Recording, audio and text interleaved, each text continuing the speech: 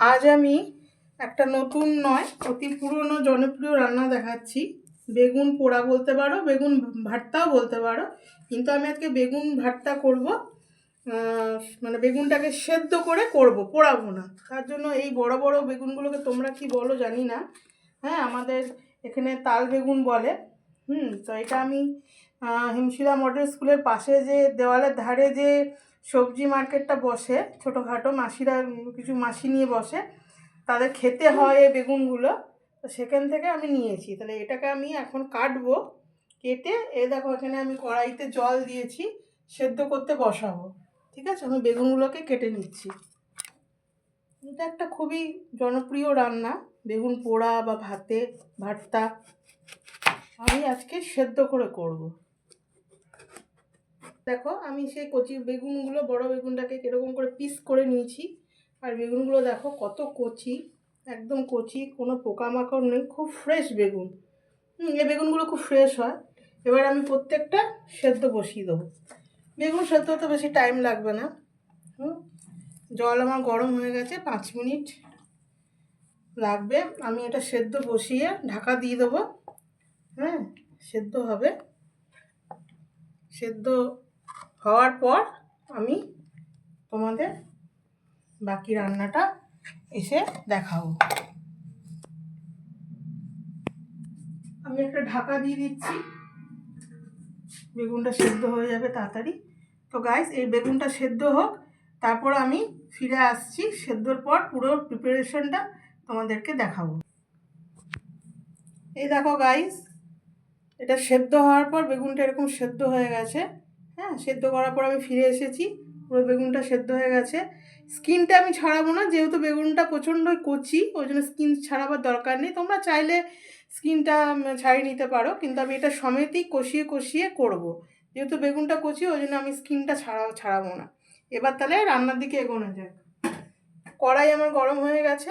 এবার আমি কড়াইতে বেগুন ভর্তা বলো, পোড়া বলো, তেল তো লাগবেই, সর্ষের তেল। সর্ষের তেলে ভীষণ টেস্টি হয়। হ্যাঁ, কারো যদি সর্ষের তেল খাওয়ার থাকে, তোমরা রিফাইন্ড অয়েলেও করতে পারো, কিন্তু বেগুন ভর্তাটা সর্ষের তেলেই বেশি ভালো লাগে। আমি সর্ষের তেলে শুকনো লঙ্কা ভিজিয়ে রাখি, তাহলে একটা চিলি অয়েলের একটা সেন্ট আসে ভালো, আর তেলটাও ভালো আসে। আমি একটু তেলটা দেবো বেশি করে। তোমরা যারা কম তেল খাও, তারা কম তেল দিয়ে করবে। আমি এখানে 4 চামচ তেল দিয়েছি। এবার আমি এখানে একটা, দেখো চপার বোর্ডে আমি একটা মিক্সড মশলা করে রেখেছি। হ্যাঁ, এখানে আছে ধনেপাতা কুচি, পেঁয়াজ কুচি, কাঁচা লঙ্কা কুচি, আদা কুচি, রসুন কুচি। এটা আমি রেডি করে রেখেছি চপার বোর্ডে।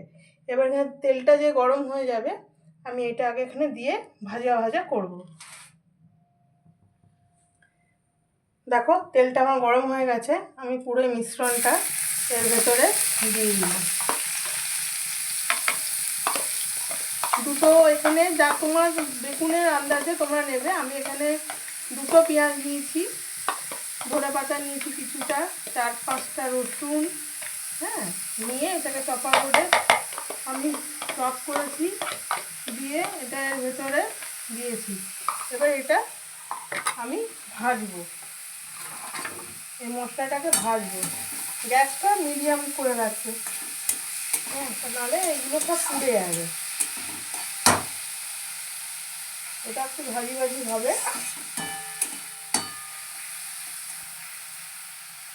এটা ভাজি ভাজি হবে, সেই জন্য মিডিয়ামে আমি ইয়েটা রেখেছি। এরপরে আমি এই ভাজিটা নরম করার জন্য এর ভেতরে আমি একটু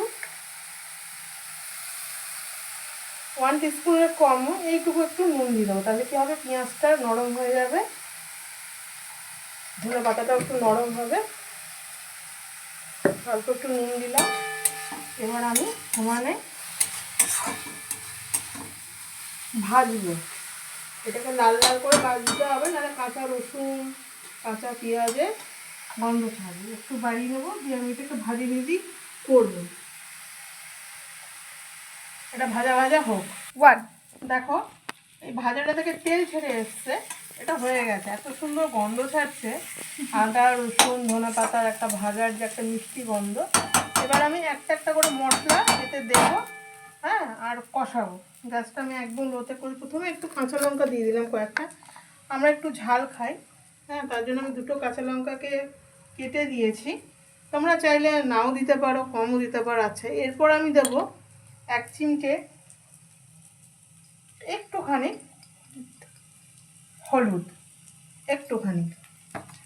তারপর দেবো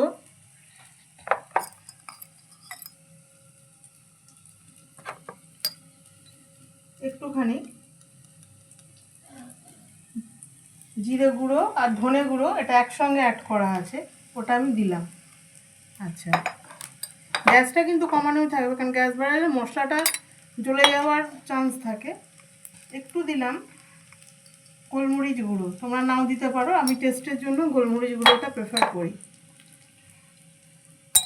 আর একটু দিলাম চিলি ফ্লেক্স, সেটাও টেস্টের জন্য অল্প। তোমরা যদি কেউ কম ঝাল খাও না দিতে পারো, এটা আমি আমার টেস্টের জন্য দিচ্ছি।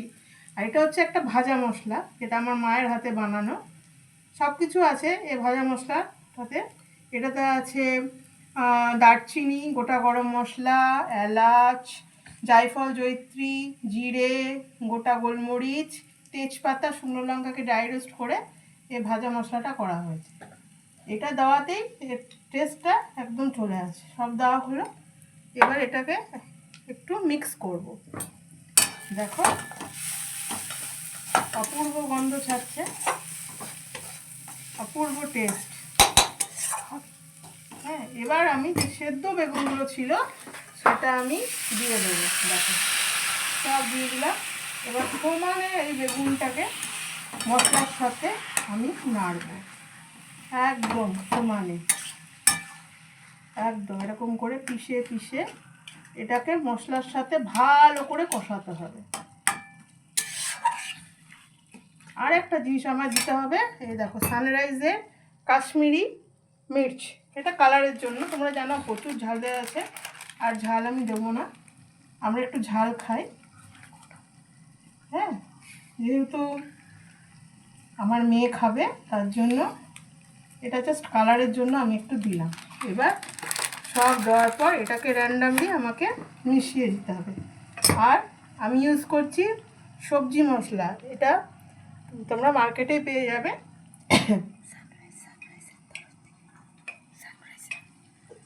সরি, একটু সবজি মশলা অ্যাড করলাম। এটা একটু মশলা দিয়ে করা হলে খুব টেস্ট হয়, কিন্তু তোমরা লাইটলিও করতে পারো, যারা একদম মশলা খাও না, বিশ্বাস করো এটা খুব টেস্ট হয়। এবার পুরো জিনিসটাকে ভালো করে মেশাবো।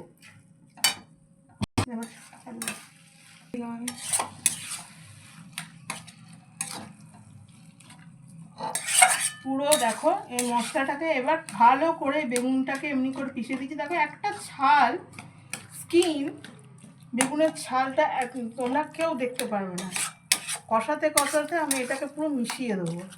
আর বেগুনটা তো তোমরা দেখলে ভীষণ কচি। এবার সমস্ত কিছু মেশানো হচ্ছে। এরপর আমি নুন দেব টেস্ট অনুযায়ী। নুনটা তো তোমাদের টেস্ট অনুযায়ী দিতে হবে, যে যেমন তোমরা খাও। এবার এর মধ্যে আমি সল্ট অ্যাড করব। দেখো 1 চামচ দিলাম, 2 চামচ দিলাম, ছোট চামচের 2.5 চামচ দিলাম। এবার এগুলো আবার মিক্স করে আমি কষতে দেবো। কষার জন্য ঢাকা দেবো। বেগুনটা সেদ্ধ করা থাকলে একটু জল বেরোবে, এরপর আরও মিশে যাবে। এর যে ছালগুলো আছে আরও মিশে যাবে। এমনি করে পিষে পিষে এটাকে আমি একটু ঢাকা দিয়ে কষতে দেবো, মানে এর থেকে আর একটু জল বেরোবে। ঢাকা দিয়ে একটু কষতে দিলাম। স্টার্ট। এবার দেখি এটা কতটা হয়েছে, কতটা হয়ে গেল। ঢাকা দিয়েছি, দেখো পুরোটা রেডি হয়ে গেছে, তেল ছেড়ে দিয়েছে। দেখেছো কত সুন্দর কড়া থেকে উঠে আসছে, কড়াতে লেগে লেগে গেছে। এবার যখন কড়া থেকে উঠে আসবে আমার বেগুন ভাতটা পুরো রেডি। দেখেছো একটা চোখলা বোঝা যাচ্ছে না, এত কচি বেগুন। এটা অলমোস্ট ডান। এত সুন্দর হয়েছে দেখতে, খেতেও খুব টেস্ট হয়। তোমরা বানাও, বানিয়ে আমাকে জানাবে কার কার এইভাবে বেগুন ভর্তা পছন্দ। তোমাদের একদিন বেগুন পোড়া রেসিপিও দেখাবো খুব তাড়াতাড়ি। আমার বেগুন ভর্তা হয়ে গেছে, বেগুন ভর্তা রেডি। আমি তো কুচনোতে ধনেপাতা দিয়েছিলাম, গার্নিশের জন্য একটু ধনেপাতা দিলাম, মাঝে দুটো কাঁচা লঙ্কা। কেমন হয়েছে তোমরা বানাবে, বানিয়ে বলবে। এটা আমার মেয়ের খুব ফেভারিট। হ্যাঁ, বেগুন ভর্তা। এবার আমার মেয়েকে দেখাই। আমি হচ্ছি এই যে মেয়ে, আর আমার এইটা সবচেয়ে বেশি প্রিয়। তো তোমরা সবাই এটাকে ট্রাই করো। এবার এটা তোমরা বানাবে, খাবে। এটা আমাদের আজকে রাতের ডিনার, রুটি আর বেগুন ভর্তা। গুড নাইট গাইস, আবার দেখা হবে কালকে একটা নতুন ব্লগ নিয়ে। Tata and good night.